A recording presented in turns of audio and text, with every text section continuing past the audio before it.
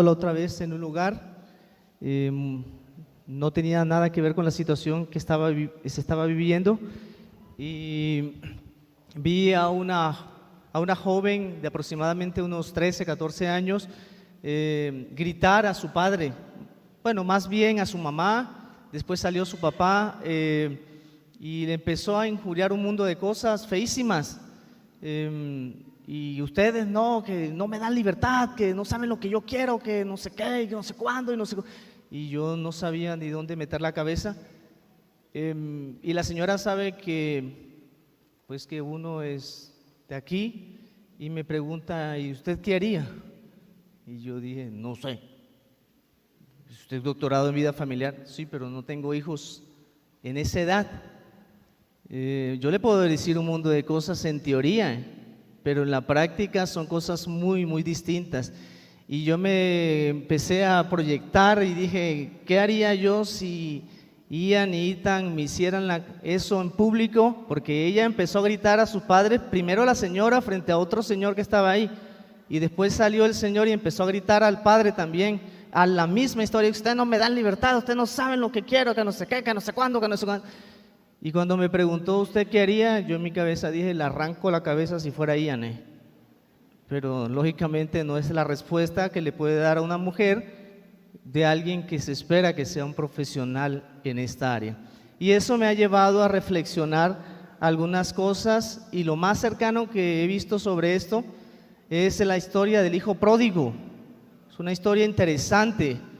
Miren que la Biblia habla de hijo pródigo y no habla de hija pródiga. Las mujeres por naturaleza tienden a ser un poco más tranquilas. Claro que en este caso la niña era la que estaba dando lata, pero casi siempre son los varones los que dan un poco más de detalles. Perdón, chicos, yo tengo dos y eso me empieza a inquietar un poco, porque uno no sabe dónde puede terminar los hijos de uno. Imagínense que un día yo esté por ahí sentado frente a Colibí, está ahí estudiando ahí en su plena adolescencia, y me empieza a gritar: y miren cómo gritan al doctor. Eso es una situación bastante horrible. Ya solo el ser hecho de que lo griten a uno como padre, ahora que lo griten a uno y con una especialidad, dice: mira, si él no puede con los hijos, ¿qué va a pasar conmigo? Y eso me ha llevado a reflexionar ciertas cosas, y leí la historia del hijo pródigo, y hay unas cosas que quiero que aprendamos de esa historia, para los padres y después para los chicos. Primer elemento que podemos aprender de esto. Primera enseñanza: ningún padre está exento de pasar por una situación como esta, aun cuando hemos hecho lo mejor para nuestros hijos. Nadie está exento de que esto le pase.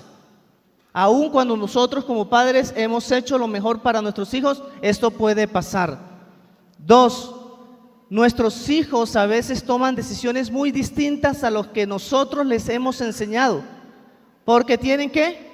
Free will, libre albedrío, y por lo tanto ellos toman sus propias decisiones. Eso es algo que nosotros debemos recordar, porque a veces uno cae en esa situación de decir: bueno, pero ¿qué me faltó? ¿Qué me pasó? ¿Qué dejé de hacer? Bueno, pues es que los hijos también tienen la capacidad de elegir. Si a Dios en un mundo perfecto tuvo 2 hijos, y en un mundo perfecto sus hijos decidieron hacer lo contrario, ¿qué no nos puede pasar a nosotros en un mundo imperfecto?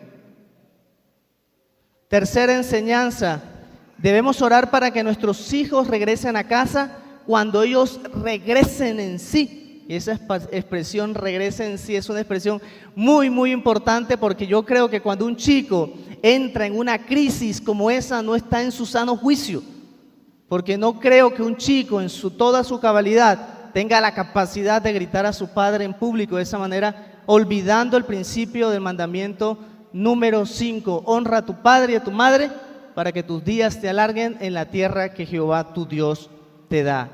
Cuarto elemento que nosotros podemos hacer como padre: recordar que siempre vamos a tener hijos distintos, y tomar en cuenta que a veces, porque eso puede pasar en un mismo hogar, que a veces el que se comporta bien no necesariamente lo hace por los motivos apropiados. Porque podemos tener en casa 2 hijos, 3 hijos, 4 hijos, y a veces el que aparentemente se porta bien no necesariamente lo hace por las motivaciones apropiadas, si vamos a la historia del hijo pródigo. Y a veces el que se portó mal, cuando regresa en sí, puede ser salvo, y el que aparentemente se portó bien, nunca alcanzó la salvación. Quinto principio es obrar con la misma misericordia que nos ha tratado Dios a nosotros ante nuestras fallas en el pasado. Porque los hijos cometen errores, cometemos errores. Pero si Dios ha sido misericordioso con nosotros, nosotros debemos actuar con la misma misericordia. Muchachos, para los que están aquí, si hay alguien que está viendo esto en línea, quiero decirles a ustedes, ahora ustedes, ¿qué pueden aprender de esta enseñanza? Por mucho que renieguen de las reglas de la casa, tarde y temprano te darás cuenta que tus padres tenían la razón en lo que te pedían. Por mucho que te parezca fastidioso que tus papás te frustran la vida, ahora vamos a aplicarlo un poco más aquí a este principio. Por mucho que te parezca fastidioso lo que te pide el preceptor y la preceptora, tarde o temprano te darás cuenta que te pedían lo mejor. Segundo elemento, muchachos, cumplir las reglas que te han pedido es lo que realmente te dará libertad. Cuando tú no cumples las reglas, dejas de perder la libertad. Y este joven, cuando violó las reglas que en casa le habían pedido, realmente fue cuando perdió su libertad. Tercer principio, muchachos, los que dicen que son tus amigos y te llevan a violar los principios, no necesariamente son tus amigos. Son unos chupasangre que dicen por allí. Cuarto elemento, muchachos, aun cuando cometas los peores errores del mundo, recuerda esto, siempre son tus padres los que te van a extender la mano. Por mucho que reniegues hoy de ellos, pase lo que pase, hagas lo que hagas, tarde o temprano, aunque a tus papás le duele y le moleste lo que hagas, siempre serán tus padres los que van a extenderte tu mano. Y los que dicen y te pidieron violar y decir que tus padres eran arcaicos, realmente nunca hacen nada por ti. Y último principio, muchachos, nunca se ha caído tan bajo como para no recapacitar y hacer un cambio en tu vida. ¿Ok? Espero que los que doy gracias a Dios por aquellos que han pasado por esta etapa de su vida y tienen hijos profesionales, hechos y derechos con una familia estable. Los que no han pasado, que el Señor, o no hemos pasado, que el Señor nos ayude por esta etapa difícil de nuestros hijos. Y los que les están pasando, vamos a orar para que el Señor los ayude en esa transición de esa etapa de su ciclo de vida. Que el Señor los bendiga.